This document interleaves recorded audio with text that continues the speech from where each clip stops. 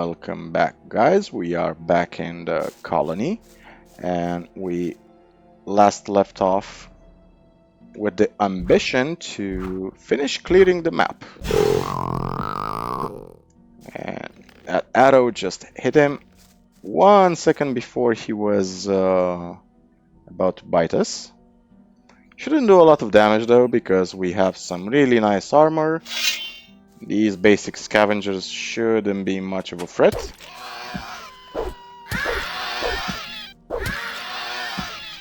Yep. Basically, we can at this point one-shot or two-shot a lot of mobs, which is freaking awesome. Lizards shouldn't be any danger to us at all. Can just handle them in melee.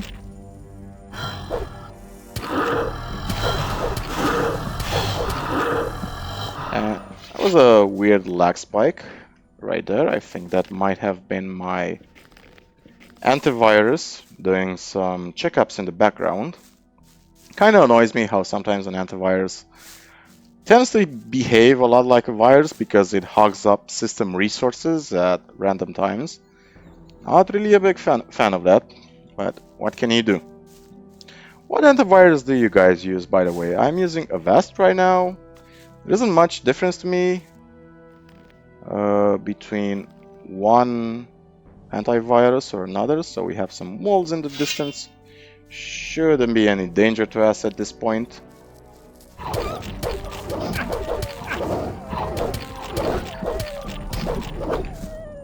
Wolves were so scary in the beginning because they could rip us to shreds and we weren't even able to do any damage to them, but right now they are basically, I don't want to say harmless, but yeah, they're kind of harmless. Let's crank up the brightness just a tad.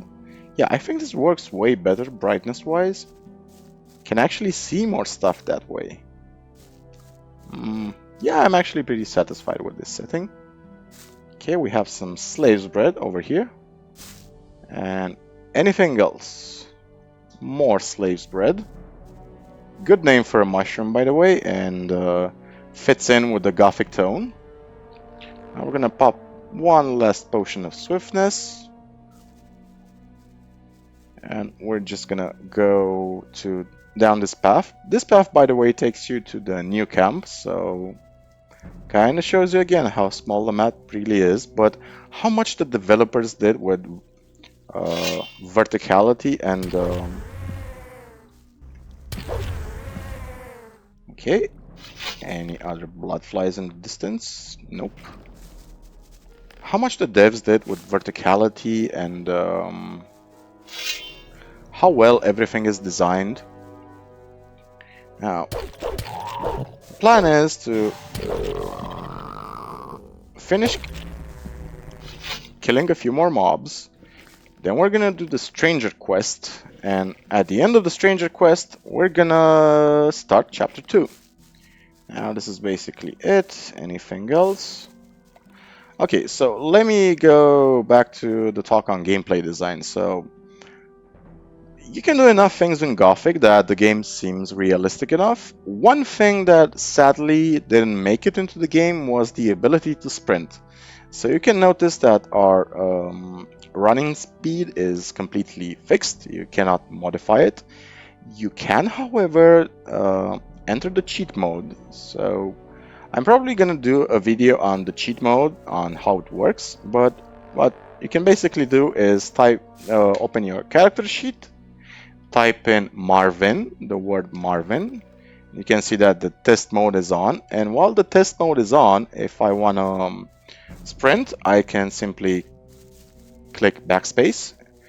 That's my default, and I'm just gonna sprint left and right. Now, for full disclosure, I think the first time I played the game, I used this sprinting mechanic to get from point A to point B faster, because Gothic 1 doesn't have stuff like fast travel or mounts or anything like that. They didn't have time to do that, so if you want to close the game, close the cheat mode, you can just open your character sheet and type in 42, which is a reference to Hitchhiker's Guide to the Galaxy. What is the meaning of life? Okay, we're just gonna loot up some plants over here real quick. Now, anything else to loot in this area? I'm keeping my telekinesis spell open precisely because I want to make sure I don't miss anything. Okay, a few stone root plants are good for mana. Now, there isn't anything dangerous in this little cave up here. Despite the fact that you can see some skeletons. Later on, a shadow beast will spawn here later in the game. So we can find a chest. It has some standard loot inside it, nothing really fancy. Anything else here? Nope. Okay. Another stone root in the distance. And besides that stone root, is there anything else? Doesn't seem like it. Now, this oh, there's a bloodhound in the distance. Yeah, we can quickly kill it. Okay, that was a very lucky shot on our part.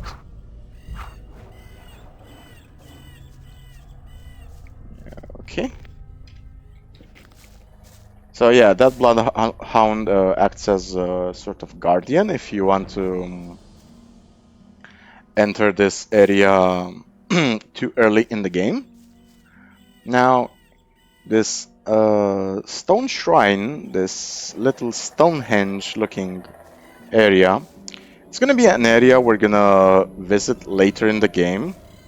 It's a very creepy area.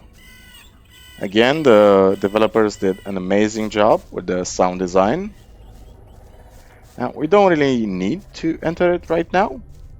I'm just gonna say it's gonna be important later on. Now, do we have anything to loot up here? I don't think so, but we're gonna just check it out just in case. Okay, so you can see that this basically gives you an overview of the lake near the new camp. The new camp is over there in front of us. And we're gonna take the path, this path down there. That's gonna take us back to the new camp. And with that, we'll pretty much be done with exploring the entire map.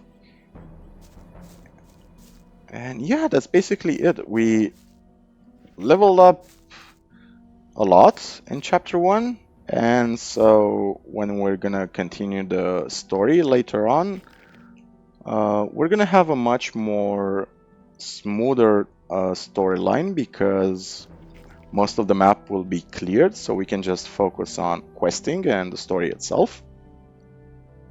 So yeah, gameplay wise, I can understand why some people are upset at how much traveling you have to do between the camps.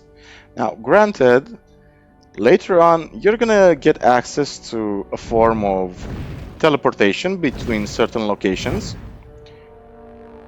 Okay, so we have some snappers. I think we can actually handle them in melee. Yep.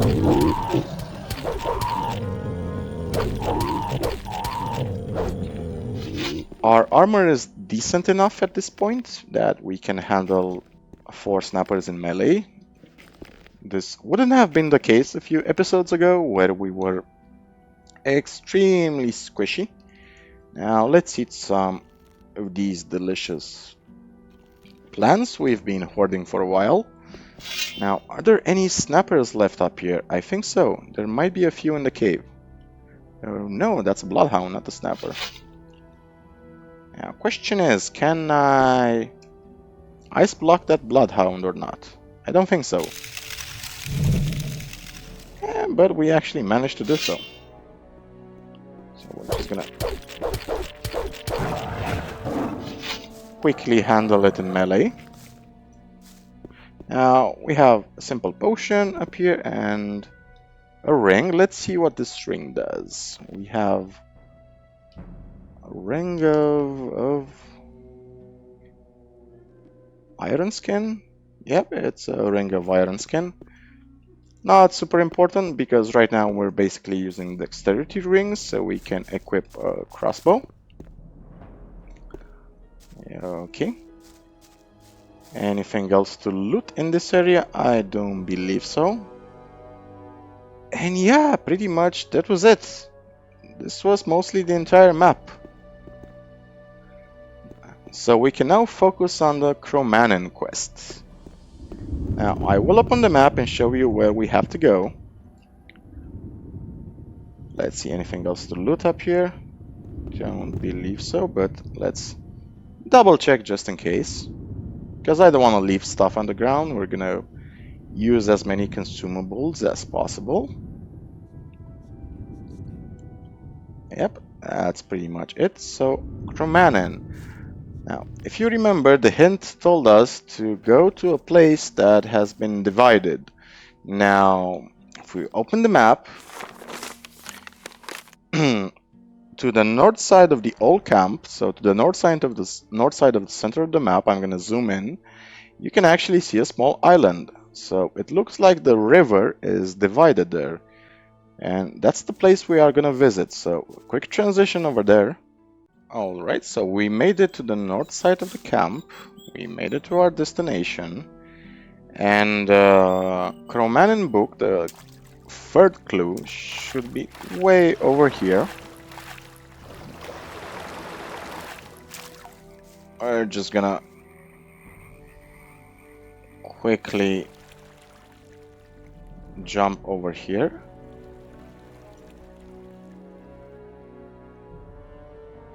And if it isn't on this side, then it's probably on the other side, but this is basically the location you have to visit. Okay, this is the old book right down here. I'm just gonna jump on this log real quick. And we have the third clue. Now let's open the book, see what it has to say. Chromanin number 3. I found the book. So you can pause the video right here and read.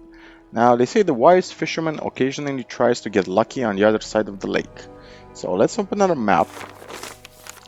Let's see what lakes we have. So we have a couple of lakes on the map. There's one in the northwest and one in the west. Now the lake we want to visit is the lake towards the new camp. So we're going to do a quick transition towards that lake.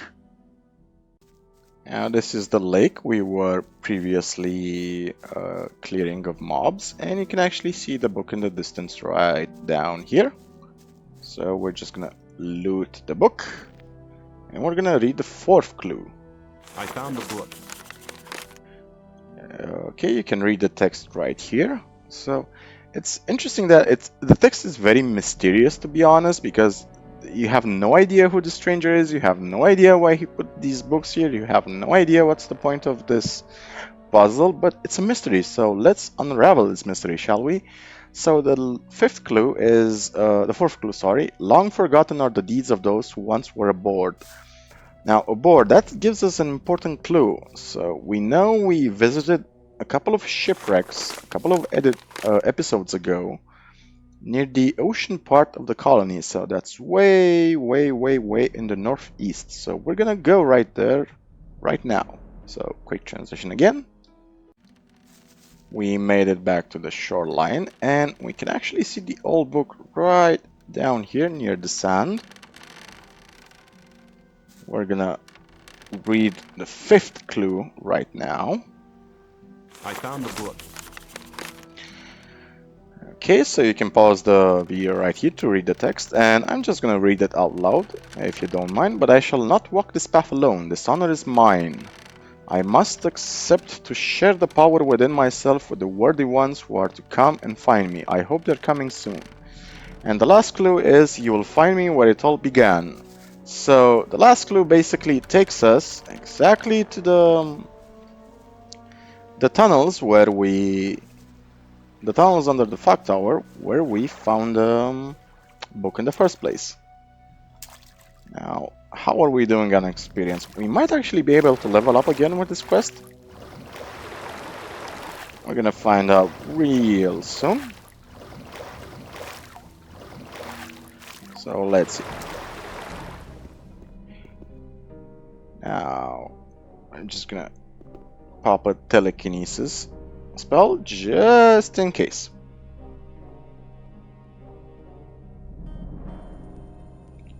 Yeah, just in case we missed anything along the path. But I highly doubt it because usually I tend to double check where I go. So where's the book? You will find me where it all began. We find the corpse of the stranger. So if we open our journal page, you can actually see the progress the nameless hero writes in the in his journal. So this one is going to be the last. I'm eager to find out who or what I'm going to encounter. You will find me where it all began.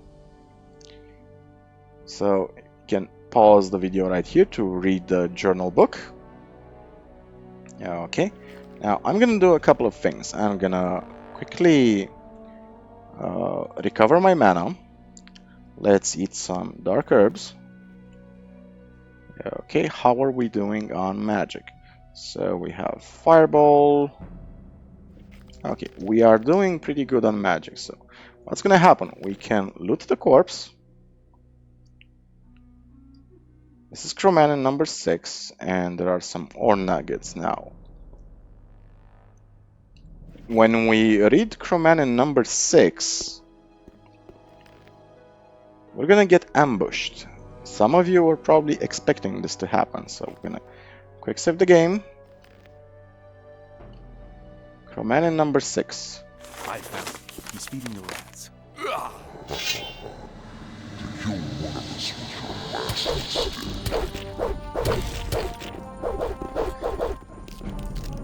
Now, after this fight, we're gonna review what the voice just said.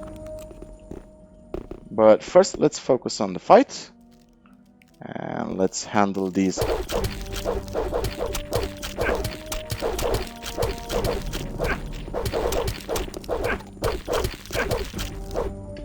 Oh, we actually almost died. One more hit and we're dead. So let's try to avoid that outcome. Gonna follow me? Preferably not. We are down to 2 hit points. Let's pop 3 large elixirs of healing, shall we? Because we have a lot of healing potions and there is no reason not to use them. Now we're gonna go.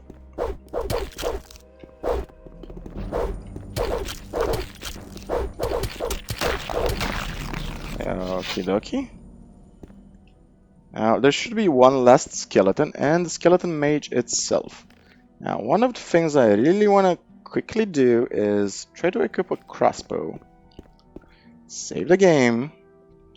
Let's check what's the situation over here. Can we handle the skeleton mage with magic? Let's hope so. Okay, he already summoned some more skeletons, so that's definitely not good. One skeleton died due to the fireball bug. Let's see, can we handle this guy?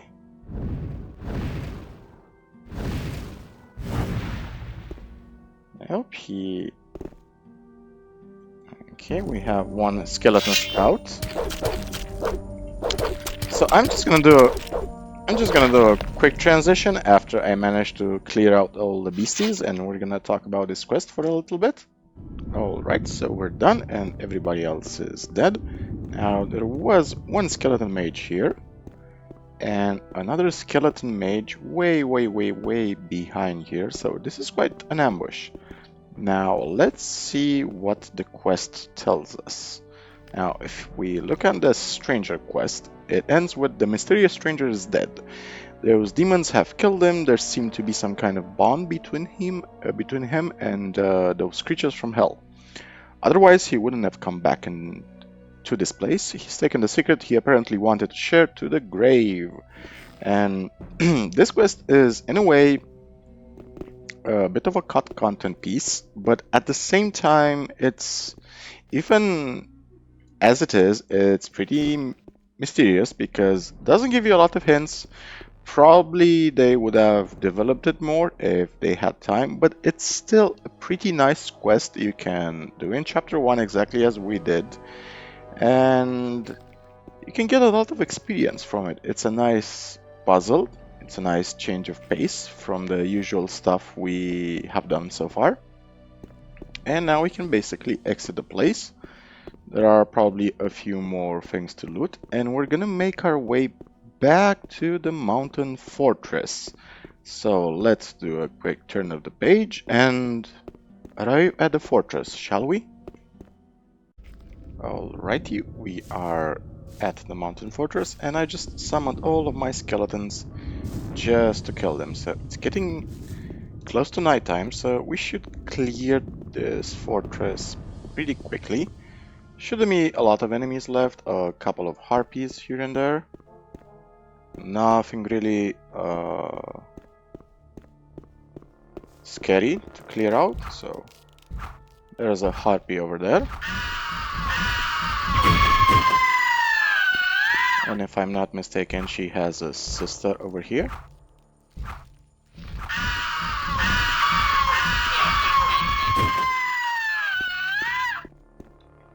Now, interesting thing of note, in this mountain fortress, you can't actually read these book stands, at least not yet.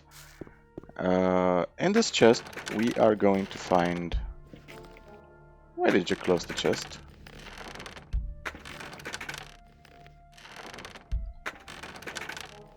Okay. This chest seems to be a bit buggy.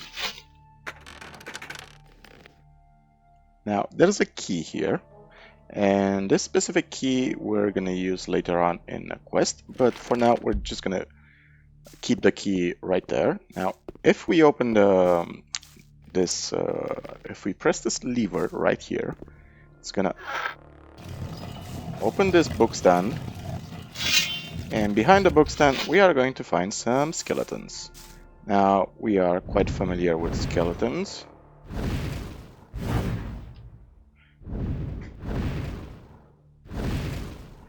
It shouldn't pose much of an issue for us.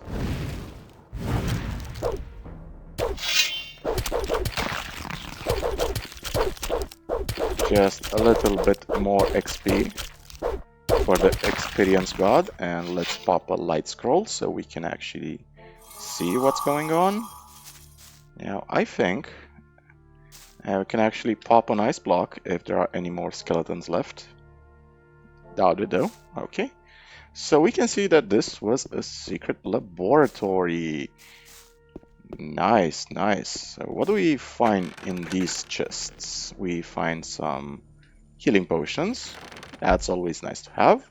And this chest contains mana potions, which makes sense since this was clearly a laboratory. Now, a few potions on the shelves over here. And that's pretty much it. Now, if you have a flask in your inventory, you can actually activate the flask and activate the alchemy table. It won't actually do anything, just gonna have a nice alchemical animation. Now, let's see. Is there anything else we haven't picked up? We haven't picked up these couple of weapons right here. And I think we're almost done with the mountain fortress. We just have a couple of levels to check. Okay, we have some rusty weapons over here. Just gonna quickly take them and we're gonna sell them later.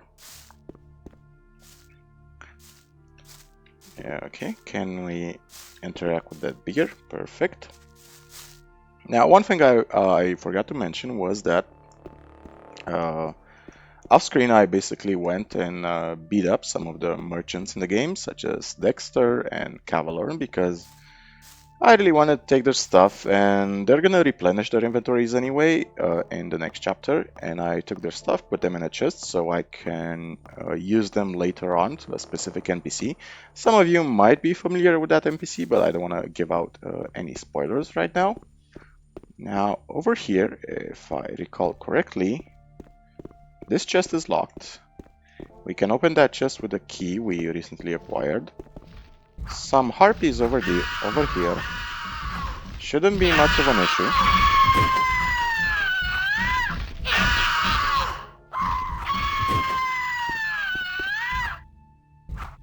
More experience is always welcome. And I think we're about to... Yep, we're about to level up pretty soon because we killed all the skeletons I summoned. Now let's quick save the game, just in case. So yeah, the Chromanin quest. The Chromanin quest is really nice because it gives you a lot of experience, but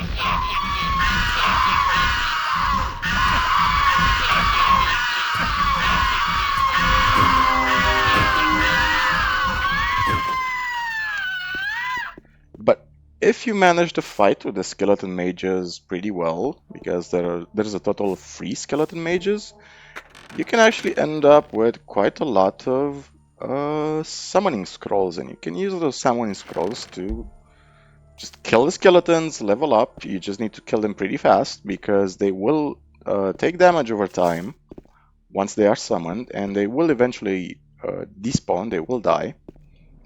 And this is pretty much it for the mountain fortress. We're just gonna quickly eat some. Let's see, can we just use up some of our delicious healing herbs? Yes, we can. Okay, so we can quick save the game. And we've pretty much covered the entire map. We've left out one important area. And I intentionally left out that area for later in the game, and that area is in the unmarked area of the map in the southeast. That area is the Orc Town. So yes, there is an Orcish town in Gothic 1. We're gonna go there eventually, but I didn't want to clear it in Chapter 1. I can do that. It's quite possible to just lure the orcs a few at a time and just snipe them with a bow. Oh yeah, I forgot. There's an extra level to this mountain fortress. Correct. So let's climb up to the last level, shall we? Because I hear a harpy over there who really wants to die. And she seems to be stuck, unfortunately for her.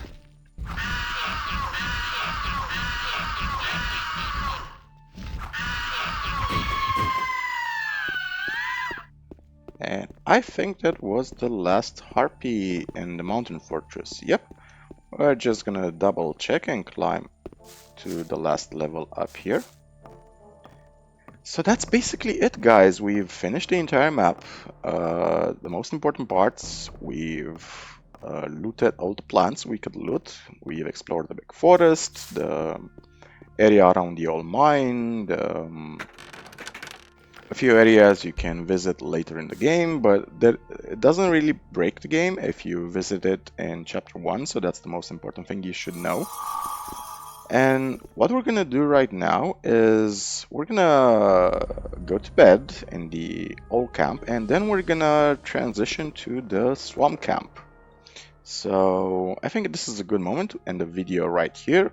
We're level 21, so keep that in mind because we're at a very nice level right now in the game. So what we're gonna do is go to the old camp, and I'll see you guys at the beginning of the next video, because in the next video we're gonna get revenge, and then we're gonna start chapter 2. So I want to wish you guys a wonderful day, and if it's going to be one of those bad days, I want to wish you the strength and wisdom to overcome it. If you want to help support the channel, you can like and subscribe and donate a coffee. The link is in the description. And yeah, that's pretty much it. I'm going to put out this content for free because I really love RPGs and stories. I want to share them with you guys. So I hope we're going to have many stories together. So until next time, take care of yourselves and cheers, guys.